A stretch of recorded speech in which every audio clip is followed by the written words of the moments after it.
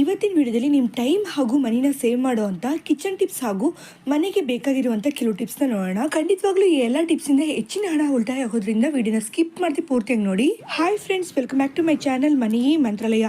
ನೀವೇನಾದರೂ ಈ ಚಾನಲ್ನ ಮೊದಲನೇ ಬಾರಿ ನೋಡ್ತಾ ಇದ್ರೆ ಚಾನಲ್ಗೆ ಲೈಕ್ ಆ್ಯಂಡ್ ಸಬ್ಸ್ಕ್ರೈಬ್ ಮಾಡ್ಕೊಂಡು ನೋಡಿ.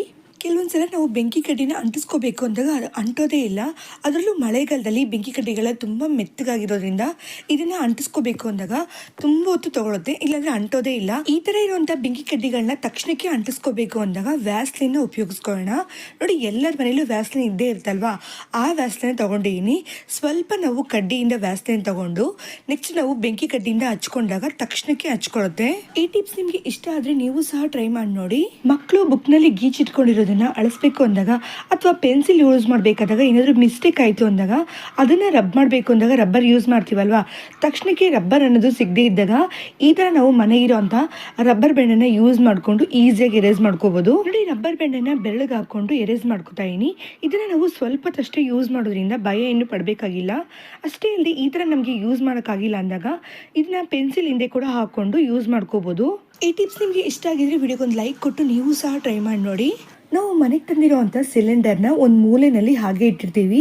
ಈ ಥರ ನಾವು ಸಿಲಿಂಡರ್ನ ಇಟ್ಟಿದ್ದಾಗ ಸಿಲಿಂಡರ್ ಕೆಳಗಡೆ ತುಕ್ಕಿ ಹಿಡಿದಿರೋದ್ರಿಂದ ಆ ಕರೆ ಎಲ್ಲಾನು ಹಾಗೆ ಟೈಲ್ಸ್ ಮೇಲೆ ಅಥವಾ ನೆಲದ ಮೇಲೆ ಅಂಟ್ಕೊಳ್ಳುತ್ತೆ. ಈ ಕರೆನ ನಾವು ಕ್ಲೀನ್ ಮಾಡ್ಕೊಳ್ಳೋಕೆ ತುಂಬ ಹೊತ್ತು ಟೈಮ್ ತಗೊಂಡು ತಿಕ್ಕಿ ತೊಳೆದು ಕ್ಲೀನ್ ಮಾಡ್ಕೋಬೇಕಾಗುತ್ತೆ. ಇನ್ಮೇಲೆ ಆ ರೀತಿ ಆಗದೆ ಇರೋದಕ್ಕೋಸ್ಕರ ಸೋಪನ್ನು ಉಪಯೋಗಿಸ್ಕೊಳ್ಳೋಣ. ನೋಡಿ, ಬಾತ್ರೂಮ್ನಲ್ಲಿ ಅಲ್ಪ ಸ್ವಲ್ಪ ಸೋಪ್ ಚಿಕ್ಕ ಚಿಕ್ಕ ತುಂಡಾಗಿ ಹಾಗೆ ಉಳಿದ್ ಬಿಡ್ತಲ್ವಾ, ಆ ಥರ ಸೋಪನ್ನ ಇದಕ್ಕೋಸ್ಕರ ನಾವು ಬಳಸ್ಕೋಬಹುದು. ನೋಡಿ, ಸೋಪನ್ನು ಸಿಲಿಂಡರ್ ಕೆಳಗಡೆ ಈ ರೀತಿ ಸರ್ಕಲ್ ಶೇಪ್ನಲ್ಲಿ ನಾವು ಹಚ್ಕೊಡ್ಬೇಕು. ಈ ತರ ಹಚ್ಕೊಳ್ಳೋದ್ರಿಂದ ತುಕ್ಕಿನ ಕರೆ ಮೇಲೆಲ್ಲ ವ್ಯಾಕ್ಸ್ ಕೋಟ್ ಕೊಟ್ಟಂಗಾಗುತ್ತೆ. ಇದರಿಂದ ನಾವು ಸಿಲಿಂಡರ್ನ ಎಲ್ಲಿಟ್ರು ಕರೆ ಆಗೋದಿಲ್ಲ. ಅಕಸ್ಮಾತ್ ಕರೆ ಆಯ್ತು ಅಂದ್ರೂ ಆ ಕರೆನ ನಾವು ಈಸಿಯಾಗಿ ಕ್ಲೀನ್ ಮಾಡ್ಕೋಬಹುದು. ಈ ಟಿಪ್ಸ್ನ ನೀವು ಸಹ ಟ್ರೈ ಮಾಡಿ ನೋಡಿ. ನೋಡಿ, ಕುಕ್ಕರ್ಗೆ 5 ವರ್ಷ 10 ವರ್ಷ ಗ್ಯಾರಂಟಿ ಕೊಟ್ಟಿರ್ತಾರೆ. ಆದರೆ ಕುಕ್ಕರ್ ಹ್ಯಾಂಡೆಲ್ಲ ಯೂಸ್ ಮಾಡಿದ 1 ತಿಂಗಳಿಗೇನೆ ಲೂಸ್ ಆಗ್ತಿರುತ್ತೆ. ಈ ಥರ ಲೂಸ್ ಆಗುವಂಥ ಹ್ಯಾಂಡೆಲ್ಲ ನಾವು ಎಷ್ಟೇ ಸಲ ಸರಿ ಮಾಡ್ಕೊಂಡ್ರು ಮತ್ತೆ ಮತ್ತೆ ಲೂಸ್ ಆಗ್ತಾನೆ ಇರುತ್ತೆ. ಅಥವಾ ನಾವು ಹೊರಗಡೆ ಎಲ್ಲಾದರೂ ಕೊಟ್ಟು ಸರಿ ಮಾಡ್ಕೊಂಡ್ರು ಅವ್ರಿಗೆ ಹೆಚ್ಚಿಗೆ ಅಮೌಂಟ್ ಕೊಟ್ಟು ಸರಿ ಮಾಡ್ಕೋಬೇಕಾಗುತ್ತೆ. ಆದರೆ ಮನೇಲಿ ಒಂದು ನೈಲ್ ಪಾಲಿಶ್ ಇತ್ತು ಅಂದ್ರೆ ಕುಕ್ಕರ್ನ ಲೈಫ್ ಟೈಮ್ ತನಕ ಅಥವಾ ಸ್ಕ್ರೂನ ನಾವಾಗಿ ತೆಗಿಯೋವರೆಗೂ ಸ್ಕ್ರೂ ಅನ್ನೋದು ಬಿಚ್ಕೊಳ್ಳೋದೇ ಇಲ್ಲ, ಹಾಗೆ ಇರುತ್ತೆ. ನೋಡಿ, ಸ್ಕ್ರೂನಲ್ಲಿ ನೈಲ್ ಪಾಲಿಶ್ನ ಈ ರೀತಿ ಪೂರ್ತಿಯಾಗಿ ಹಚ್ಕೋತಾ ಇದೀನಿ. ಅಂದರೆ ನಾವು ಹಾಕ್ತೀವಲ್ಲ ಆ ಜಾಗದಲ್ಲೆಲ್ಲ ನಾವು ಪೂರ್ತಿಯಾಗಿ ಈ ರೀತಿ ಹಚ್ಕೋಬೇಕು. ಹಚ್ಕೊಂಡಾದ್ಮೇಲೆ ಇವಾಗ ಈ ಸ್ಕ್ರೂನ ನಾವು ಹ್ಯಾಂಡಲ್ನಲ್ಲಿ ಇಟ್ಟು ಕುಕ್ಕರ್ಗೆ ಫಿಕ್ಸ್ ಮಾಡ್ಕೊಳ್ಳೋದ್ರಿಂದ ತುಂಬಾನೇ ಸ್ಟ್ರಾಂಗ್ ಆಗಿ ಫಿಕ್ಸ್ ಆಗುತ್ತೆ. ಈ ತರ ನಾವು ಒಂದ್ಸಲ ನೈಲ್ ಪಾಲಿಶ್ನ ಯೂಸ್ ಮಾಡ್ಕೊಂಡು ಕುಕ್ಕರ್ನಲ್ಲಿ ಹಾಕೊಂಡ್ರೆ ಸಾಕು. ನಾವಾಗಿನೇ ಈ ಸ್ಕ್ರೂನ ತೆಗಿಯೋವರೆಗೂ ಕುಕ್ಕರ್ನ ಹ್ಯಾಂಡಲ್ ಅನ್ನೋದು ತುಂಬಾನೇ ಸ್ಟ್ರಾಂಗ್ ಆಗಿ ಟೈಟ್ ಆಗಿ ಸ್ವಲ್ಪನೂ ಆಡದೆ ಇರುತ್ತೆ. ಈ ತರ ಕುಕ್ಕರ್ ಅಷ್ಟೇ ಇಲ್ದೇನೆ ಕೆಲವೊಂದು ದೋಸೆ ತವಾ ಇರ್ಬೋದು ಅಥವಾ ಸಾಸ್ ಪ್ಯಾನ್ ಇರ್ಬೋದು ಅಥವಾ ಮಿಕ್ಸಿ ಜಾರ್ನಲ್ಲಿ ಇರುವಂತ ಸ್ಕ್ರೂ ಏನಾದ್ರು ಲೂಸ್ ಆದಾಗ್ಲೂ ಈ ಟಿಪ್ಸ್ ನಾವು ಬಳಸ್ಕೊಂಡು ಈಸಿಯಾಗಿ ಟೈಟ್ ಮಾಡ್ಕೋಬಹುದು. ನೋಡಿ, ಇದೇ ತರನೇ ಕುಕ್ಕರ್ ಮುಚ್ಚಳದಲ್ಲಿರುವಂತ ಹ್ಯಾಂಡಲ್ ಕೂಡ ಲೂಸ್ ಆಗಿತ್ತು, ಅದಕ್ಕೂ ಸಹ ನಾನು ನೈಲ್ ಪಾಲಿಶ್ನ ಯೂಸ್ ಮಾಡ್ಕೊಂಡು ಟೈಟ್ ಮಾಡ್ಕೊಂಡಿದ್ದೀನಿ. ಈ ಟಿಪ್ಸ್ ಇಷ್ಟ ಆದ್ರೆ ನೀವು ಸಹ ಟ್ರೈ ಮಾಡೋದ್ರ ಜೊತೆಗೆ ನಿಮ್ಮ ಫ್ರೆಂಡ್ಸ್ ಅಂಡ್ ಫ್ಯಾಮಿಲಿ ಕೂಡ ಶೇರ್ ಮಾಡಿ, ಅವ್ರಿಗೂ ಸಹ ಯೂಸ್ ಆಗುತ್ತೆ. ಕೆಲವೊಂದ್ಸಲ ನಾವು ಅಡುಗೆ ಮಾಡಬೇಕಾದಾಗ ಅರ್ಜೆಂಟಾಗಿ ನಮಗೆ ಬೆಳ್ಳುಳ್ಳಿ ಪೇಸ್ಟ್ ಬೇಕಾದಾಗ ನೋಡಿ, ಬೆಳ್ಳುಳ್ಳಿನ ಬಿಡಿಸ್ಕೊಂಡು ಅದ್ರ ಸಿಪ್ಪೆನ ತೆಕ್ಕೊಂಡು ನೆಕ್ಸ್ಟ್ ಆ ಬೆಳ್ಳುಳ್ಳಿನ ನಾವು ಮಿಕ್ಸಿ ಜಾರ್ಗೆ ಹಾಕಿ ಪೇಸ್ಟ್ ಮಾಡಿ ತಗೊಳ್ಳೋಷ್ಟೊಡೆ ಕಡಿಮೆ ಅಂದ್ರೂ ಒಂದು ½ ಅನ್ ಅವರ್ ಆದ್ರೂ ಬೇಕಾಗುತ್ತೆ. ಆದರೆ ಈ ಟಿಪ್ಸ್ ಇಡೋದ್ರಿಂದ ನಾವು 1 ನಿಮಿಷದಲ್ಲೇ ಬೆಳ್ಳುಳ್ಳಿ ಪೇಸ್ಟ್ನ ರೆಡಿ ಮಾಡ್ಕೋಬಹುದು. ಅದು ಹೇಗೆ ನೋಡೋಣ. ಮೊದಲು ಬೆಳ್ಳುಳ್ಳಿ ಗಡ್ಡೆಯಿಂದ ಬೆಳ್ಳುಳ್ಳಿಗಳನ್ನ ಸಪ್ರೇಟ್ ಮಾಡಿ ತಗೊಂಡಿದ್ದೀನಿ. ಇದಾದ್ಮೇಲೆ ಪೀಲರ್ನ ತಗೊಂಡಿದ್ದೀನಿ. ಪೀಲರ್ ಮೇಲ್ಗಡೆ ಒಂದೊಂದೇ ಬೆಳ್ಳುಳ್ಳಿ ಹೆಸರುಗಳನ್ನ ಈ ರೀತಿ ಉಚ್ಕೊಂಡ್ರೆ ಸಾಕು. ಪ್ಲೇಟ್ ನಲ್ಲಿ ತುರಿದಿರುವಂತ ಬೆಳ್ಳುಳ್ಳಿ ಸೇರ್ತಾ ಹೋಗುತ್ತೆ. ಅಷ್ಟೇ ಅಲ್ಲದೆ ಮೇಲ್ಗಡೆ ನೋಡಿ ಸಿಪ್ಪೆ ಅನ್ನೋದು ಸಪ್ರೇಟ್ ಆಗಿ ಸಿಗುತ್ತೆ.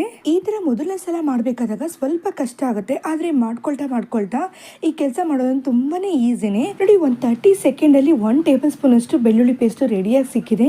ಈ ತರ ನಾವು ತುಂಬಾನೇ ಈಸಿಯಾಗಿ ಬೆಳ್ಳುಳ್ಳಿನ ಬಿಡಿಸ್ಕೊಳ್ದೇನೆ ಮಿಕ್ಸಿ ಜಾರ್ ಯೂಸ್ ಮಾಡ್ದೇನೆ ಈಸಿಯಾಗಿ ನಾವು ನಿಮಿಷದಲ್ಲಿ ಪೇಸ್ಟ್ ಅನ್ನ ರೆಡಿ ಮಾಡಿ ತಗೋಬಹುದು. ಒಂದೇ ಸಲ ನಾವು ಜಾಸ್ತಿ ಬೆಳ್ಳುಳ್ಳಿ ಪೇಸ್ಟ್ ಅನ್ನ ರೆಡಿ ಮಾಡಿ ಇಟ್ಕೊಳ್ಳೋದಕ್ಕಿಂತ ಈ ತರ ನಾವು ನಮಗೆ ಬೇಕಾಗುವಷ್ಟು ಬೆಳ್ಳುಳ್ಳಿ ಪೇಸ್ಟ್ ನ ಅವಾಗಲೇ ರೆಡಿ ಮಾಡ್ಕೊಂಡು ಯೂಸ್ ಮಾಡೋದ್ರಿಂದ ಅಡಿಗೆ ಟೇಸ್ಟೇ ಬೇರೆ. ಖಂಡಿತ ಈ ಟಿಪ್ಸ್ ನ ನೀವು ಸಹ ಟ್ರೈ ಮಾಡಿ ನೋಡಿ. ನೋಡಿ, ಈ ಬಾಕ್ಸ್ ನ ಮುಚ್ಚಳ ಮಾತ್ರ ಹೊಡೆದೋಗಿದೆ, ಆದ್ರೆ ಈ ಬಾಕ್ಸ್ ಚೆನ್ನಾಗೇ ಇದೆ. ಆದ್ರೂ ಕೂಡ ನಾವು ಈ ಬಾಕ್ಸ್ ಅನ್ನ ಯೂಸ್ ಮಾಡೋದಿಲ್ಲ, ಯಾಕಂದ್ರೆ ಇದ್ರೊಳಗೆ ಗಾಳಿ ಹೋಗ್ಬೋದು ಅಥವಾ ಇರುವೆಗಳೇನಾದ್ರೂ ಹೋಗ್ಬೋದು ಅಂತ. ಈ ತರ ಹೊಡೆದಿರುವಂತ ಬಾಕ್ಸ್ ಅಷ್ಟೇ ಇಲ್ದೇನೆ ಮನೇಲಿರುವಂಥ ಯಾವುದೇ ವಸ್ತು ಆಗಿರ್ಬೋದು, ಅಂದರೆ ಪ್ಲಾಸ್ಟಿಕ್ಕಿಂದ ಆಗಿರುವಂಥ ವಸ್ತುಗಳು, ಬಾತ್ರೂಮ್ ಬಕೆಟ್ ಆಗಿರ್ಬೋದು, ಜಗ್ ಆಗಿರ್ಬೋದು, ಪ್ಲಾಸ್ಟಿಕ್ ಚೇರ್ ಆಗಿರ್ಬೋದು, ಇವೆಲ್ಲ ಇದೆಲ್ಲನ ನಾವು ನಿಮಿಷದಲ್ಲೇ ಸರಿ ಮಾಡ್ಕೋಬಹುದು. ಅದು ಮನೇಲಿರೋ ಅಂತ ಈ ವಸ್ತುನ ಉಪಯೋಗಿಸ್ಕೊಂಡು ಅದೇನು ಅಂದ್ರೆ ಪುಡಿ ಉಪ್ಪು. ಮೊದಲು ಒಂದು ಪೇಪರ್ನ ಕೆಳಗಡೆ ಇಟ್ಕೊಂಡು ನೆಕ್ಸ್ಟ್ ಇದ್ರ ಮೇಲ್ಗಡೆ ನೋಡಿ ಒಡೆದೋಗಿರೋ ಅಂತ ಪ್ಲಾಸ್ಟಿಕ್ ಮುಚ್ಚಳನ ಇಟ್ಕೊಂಡಿದೀನಿ. ಇದ್ರ ಮೇಲ್ಗಡೆ ಮೊದಲು ನಾವು ಫೆವಿಕ್ವಿಕ್ ನ ಹಾಕೋಣ. ಇದು ಎಲ್ಲ ಹಾರ್ಡ್ವೇರ್ ಶಾಪಲ್ಲೂ ಸಿಗುತ್ತೆ. ಇದನ್ನ ನಾವು ಮೊದಲು ಈ ರೀತಿ ಹಾಕೊಂಡಾದ್ಮೇಲೆ ನೆಕ್ಸ್ಟ್ ಇದ್ರ ಮೇಲ್ಗಡೆ ನಾವು ಪುಡಿ ಉಪ್ಪನ್ನ ಹಾಕೋಬೇಕಾಗುತ್ತೆ.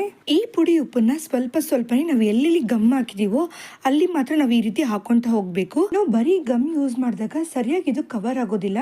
ಅದಕ್ಕಾಗಿ ನೋಡಿ ಗಮ್ ಜೊತೆ ಈ ಪುಡಿ ಉಪ್ಪನ್ನ ಸಹ ಯೂಸ್ ಮಾಡಿದಾಗ ಚೆನ್ನಾಗಿ ಕವರ್ ಆಗಿ ಫಿಕ್ಸ್ ಆಗುತ್ತೆ. ನೋಡಿ ಈ ರೀತಿ ಹಾಕೊಂಡಿದ್ದು ಒಂದು ಫ್ಯೂ ಸೆಕೆಂಡ್ಗೆನೆ ಚೆನ್ನಾಗಿ ಫಿಕ್ಸ್ ಆಗಿಬಿಟ್ಟಿದೆ. ಇವಾಗ ಈ ಮುಚ್ಚಳದಲ್ಲಿ ಸ್ವಲ್ಪನೂ ಕ್ರ್ಯಾಕ್ ಅನ್ನೋದು ಕಾಣಿಸೋದಿಲ್ಲ. ಈ ತರ ನಾವು ರೆಡಿ ಮಾಡ್ಕೊಂಡು ಬಾಕ್ಸ್ ನ ಮತ್ತೆ ನಾವು ರಿಯೂಸ್ ಮಾಡ್ಕೋಬಹುದು. ಇದೇ ಸೇಮ್ ಟಿಪ್ಸ್ ನ ನೀವು ಹೊಡೆದಿರುವಂತ ಬಾತ್ರೂಮ್ ಬಕೆಟ್ ನಲ್ಲಿ ಯೂಸ್ ಮಾಡೋದು ಸರಿ, ಅಥವಾ ಯಾವುದೇ ಹೊಡೆದೋಗಿರುವಂತ ಪ್ಲಾಸ್ಟಿಕ್ ವಸ್ತು ಮೇಲೆ ಯೂಸ್ ಮಾಡೋದು ಸರಿ. ಸ್ವಲ್ಪನೂ ಲೀಕೇಜ್ ಅನ್ನೋದು ಇರೋದಿಲ್ಲ. ಮತ್ತೆ ಮತ್ತೆ ಯೂಸ್ ಮಾಡಿದಾಗ್ಲೂ ಅದರಿಂದ ಯಾವುದೇ ರೀತಿ ಕ್ರ್ಯಾಕ್ ಅನ್ನೋದು ಆಗೋದಿಲ್ಲ. ಈ ಮುಚ್ಚಳದ ಮೇಲೆ ಇರುವಂತ ಎಕ್ಸ್ಟ್ರಾ ಸಾಲ್ಟ್ ಅನ್ನೆಲ್ಲ ತೆಗೆದ್ಬಿಟ್ಟು ಮುಚ್ಚಳನ ಒಂದ್ಸಲ ನೀರಿಂದ ವಾಶ್ ಮಾಡ್ಕೊಂಡ್ ಬಂದಾದ್ಮೇಲೆ ಯೂಸ್ ಮಾಡ್ಕೊಳ್ಳೋಣ. ಟಿಪ್ಸ್ ನಿಮಗೆ ಯೂಸ್ಫುಲ್ ಅಂತ ಅನ್ಸಿದ್ರೆ ಚಾನಲ್ಗೆ ಲೈಕ್ ಅಂಡ್ ಸಬ್ಸ್ಕ್ರೈಬ್ ಮಾಡ್ಕೊಳ್ಳಿ. ನಾವು ಗ್ಯಾಸ್ ಸ್ಟವ್ ನ ಯೂಸ್ ಮಾಡಿದ್ಮೇಲೆ ಈ ಗ್ಯಾಸ್ ಸ್ಟವ್ ಬರ್ನರ್ನ ಹಾಗೆ ಯೂಸ್ ಮಾಡಿರೋಂಥ ಪಾತ್ರೆನ ನೋಡಿದಾಗ ಪಾತ್ರೆ ಕೆಳಗಡೆ ಎಲ್ಲ ತುಂಬಾ ಕಪ್ಪಗಾಗಿರುತ್ತೆ. ಅಷ್ಟೇ ಇಲ್ಲದೆ ನೋಡಿ ಈ ಬರ್ನರ್ ಅಲ್ಲಿ ಕೂಡ ಎಷ್ಟು ಕಪ್ಪಗಾಗಿದೆ ಅಂತ. ಇದರಿಂದ ಗ್ಯಾಸ್ ಅನ್ನೋದು ತುಂಬಾನೇ ವೇಸ್ಟ್ ಆಗುತ್ತೆ. ಅಷ್ಟೇ ಇಲ್ಲದೇನೆ ಕಪ್ಪಗಾಗಿರುವಂತ ಪಾತ್ರೆಗಳನ್ನ ನಾವು ತುಂಬಾನೇ ಕಷ್ಟಪಟ್ಟು ತೊಳೆದು ಕ್ಲೀನ್ ಮಾಡ್ಕೋಬೇಕಾಗುತ್ತೆ. ಈ ರೀತಿ ಆಗದಿರೋದಕ್ಕೋಸ್ಕರ ಒಂದು ಕಾಫಿ ಫಿಲ್ಟರ್ನ ತಗೊಂಡಿದ್ದೀನಿ. ಇದ್ರ ಜೊತೆಗೆ ಒಂದು ಚಿಕ್ಕ ಪೀಸ್ ಬಟ್ಟೆನ ತಗೊಂಡಿದ್ದೀನಿ. ಅಂದ್ರೆ ಕಾಟನ್ ಬಟ್ಟೆ ಆಗಿದ್ರೆ ಚೆನ್ನಾಗಿರುತ್ತೆ. ಇದನ್ನ ಇವಾಗ ಪೂರ್ತಿಯಾಗಿ ನೀರಿಂದ ತೇವ ಮಾಡ್ಕೊಳ್ಳೋಣ. ಆದ್ರೆ ಇದನ್ನ ನೀರು ಯಾವುದು ಸೋರೋ ತರ ಇರಬಾರ್ದು. ಪೂರ್ತಿಯಾಗಿ ಹಿಂಡಿ ತೇವ ಮಾಡ್ಕೊಂಡ್ ಬರ್ಬೇಕು.